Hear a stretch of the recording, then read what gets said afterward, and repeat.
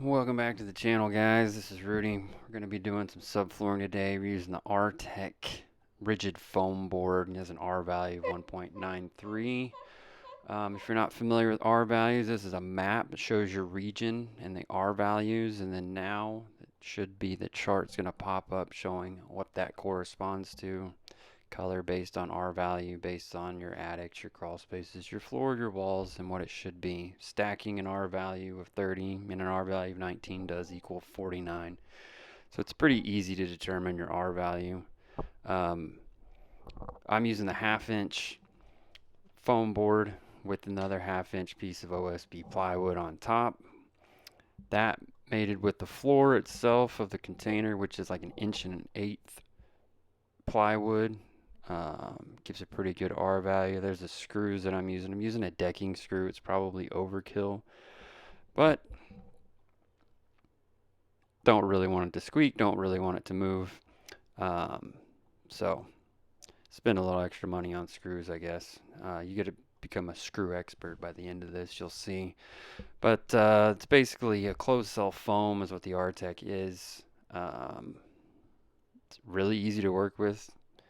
It's basically just styrofoam that's stacked together. On one side is a foil side, and one side is that side you can see that says R-Tech. It's moisture resistant, insect resistant, mold resistant, all of those fun resistant things. Um, I should end up with an R value somewhere in the neighborhood of around 4 with this when it's all said and done.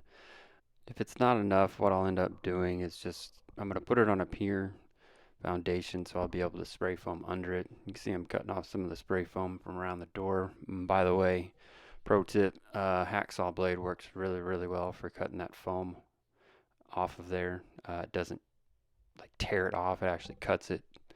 So know that.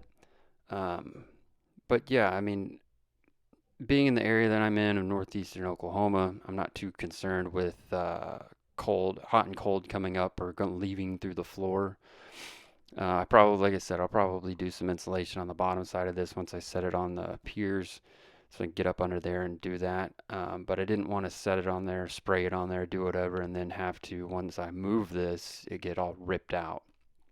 Plus, I think it'll be easier to do it then while it's on the piers, and it'll just be that much more. But there was a noticeable difference once I started putting this in of acoustics changed quite a bit. The floor felt more solid.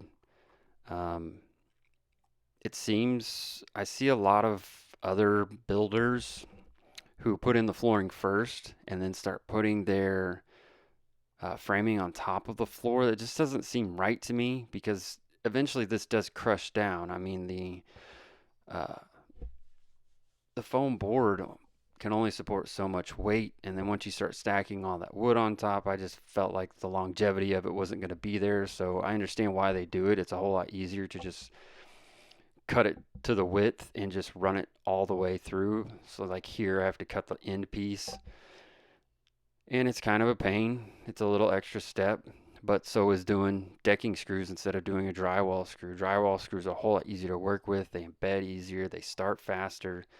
The decking screws are kind of a pain, but they hold better and they're going to hold up over time. And if there is some moisture that gets to this either from under or from the top, they're not going to rust out.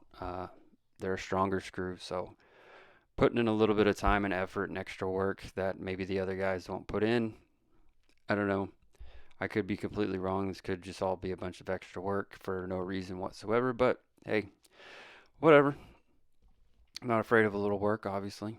But putting this in is really easy. Cutting the OSB is fairly easy. I'm not the world's greatest saw man, and I'm just using a circular saw to cut this.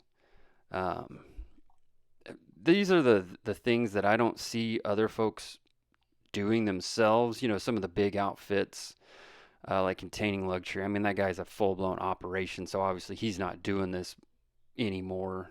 He's too busy himself personally to do it. He has guys that do it. So to see this operation happen from a guy like him it just doesn't make any sense. But I see some of the other so-called, couples that are doing these things, and I don't ever see them doing this stuff. So it leaves me to be a little bit suspect. Uh, I just saw that Bush Radical did a video not too long ago about the off-grid living is a myth or fake, and people freaked out about it. But he makes a lot of valid points in his argument for what he's talking about.